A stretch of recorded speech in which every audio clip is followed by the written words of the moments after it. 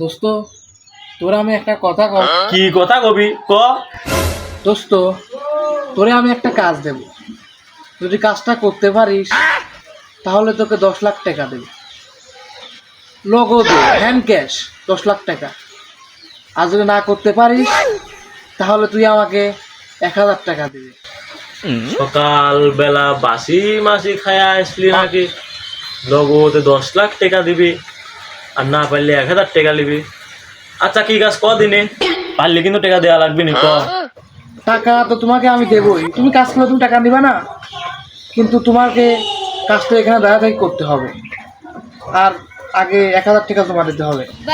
আরে লে টাকা আমি তোকে দেবো নে, আগে কি কাজ সেটা বল।